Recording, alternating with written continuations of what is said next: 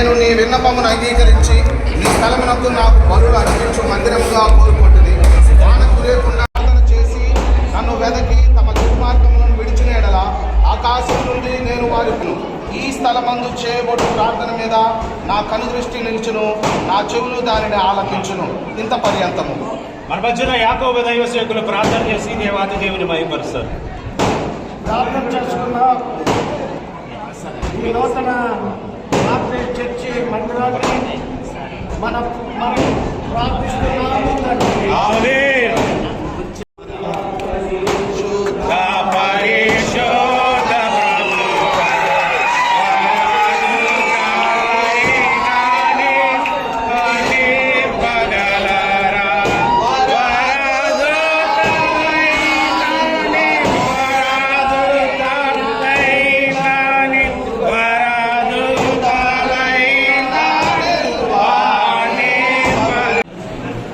నివాస స్థలమైన ఆకాశమందు విని విన్నపములు అంగీకరించము.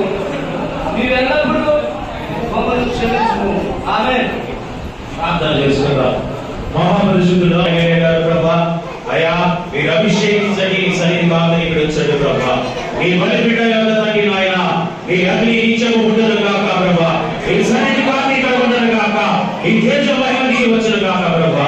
ప్రార్థన చేయించున్నాము ప్రభా, సహాయం దయచేయండి తండ్రి. ఎవరి కుమారు పరిశుద్ధాత్మ నామమున తండ్రి అయా ఈ బలిపీఠములను ఆయన అయా ఎవరు రక్షించగా మీరే తోడుగా ఉండి నడిపించమని యేసు శక్తి కలిగిన నామమున ప్రార్థిస్తున్నాము తండ్రి. ఆమేన్. ఆమేన్.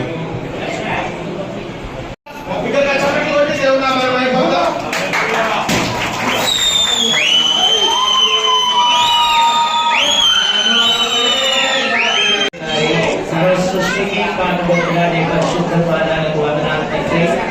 ఆకాశంలో మహాకాశపడినటువంటి దేవ, ఇదిగోనైనా మీరు ఆకాశం. ఈరోజు నాగనవరం గ్రామంలో చాలా ప్రతిష్టాత్మకమైన రోజు. కొత్తగా కూడా దేవాలయాన్ని నిర్మించుకున్నాం. 2019 ఒకసారి ఈ దేవాలయాన్ని చూడటం, సెమీ క్రిస్మస్ వేడుకల సందర్భంగా ప్రత్యేకంగా నన్ను ఆహ్వానించటం, కాలనీలో సంఘ పెద్దలందరూ కూడా ఈ దేవాలయాన్ని కొత్తది నిర్మించి ఇవ్వాలని ఆ రోజు కోరటం, 25 లక్షలు ఖర్చు పెట్టి ఈరోజు పూర్తి స్థాయిలో అన్ని సదుపాయాలతోటి దేవాలయానికి పెద్దగా ఒక టవర్ ను కూడా నిర్మించేసి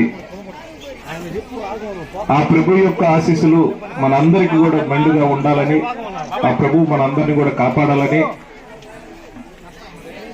ఈ రాష్ట్రంలో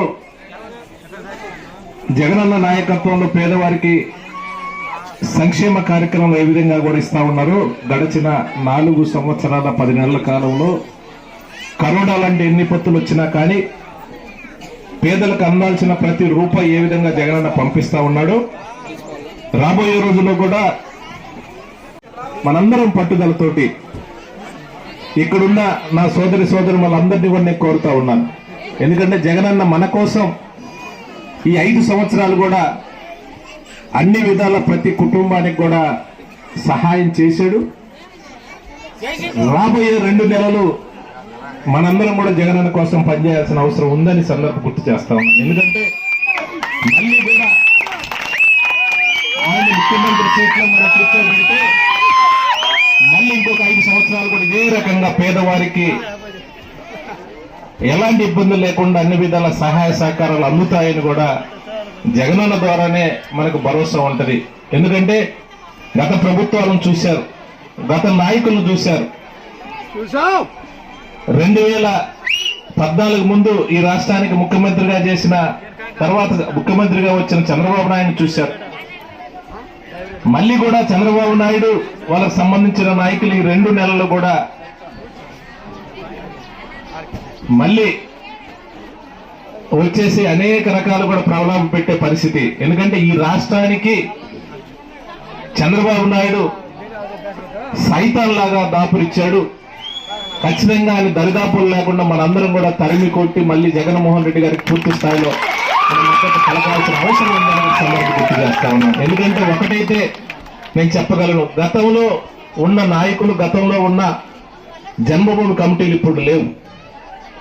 ఏ పేదవారికి ఒక్క రూపాయి ఇవ్వాలన్నా డైరెక్ట్ గా కూడా మీ అకౌంట్ లో వచ్చే కార్యక్రమాన్ని జగనన్న చేయడం జరిగింది.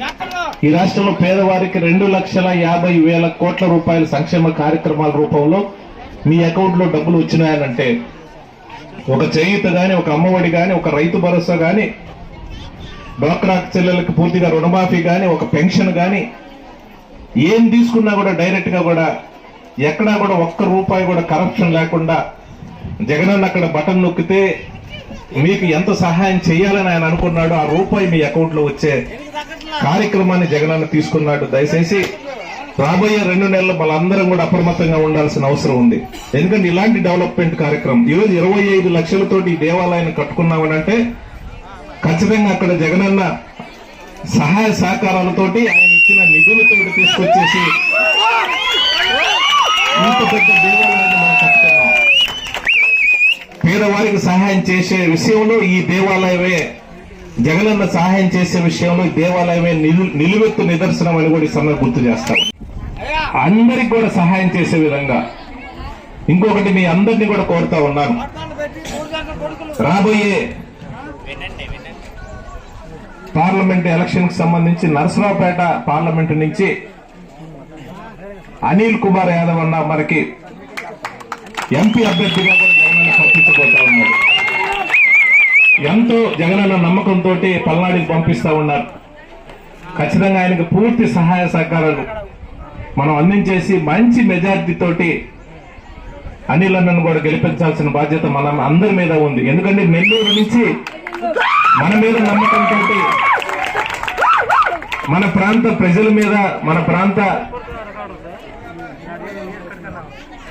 పార్టీ నాయకుల మీద నమ్మకంతో ముఖ్యమంత్రి గారు అనిల్ కుమార్ యాదవ్ అని పంపిస్తా ఉన్నాడు. కాబట్టి రాబోయే రోజుల్లో ఆయన్ను కూడా మనలో కలుపుకొని మంచి మెజారిటీ ఇవ్వాలని కోరుకుంటూ, ఇదే సంక్షేమ కార్యక్రమం ఇదే రకంగా మనం జగనన్న ద్వారా కూడా నిధులు తెచ్చుకొని డెవలప్ చేసే కార్యక్రమం రాబోయే రోజుల్లో కూడా చేద్దామని సందర్భం తెలియజేసుకుంటూ, ఈరోజు ఈ దేవాలయం ప్రారంభోత్సవ సందర్భంగా వివిధ గ్రామాల నుంచి వచ్చిన పెద్దలందరికీ కూడా హృదయపూర్వకంగా కూడా ధన్యవాదాలు తెలియజేస్తా ఉన్నాను. అందరికీ కూడా భోజనాలు ఏర్పాటు చేశారు. అందరూ కూడా ఇక్కడికి వచ్చిన అందరూ భోంచేసిపోవాలని కూడా కోరుకుంటూ సెలవు తీసుకుంటారు.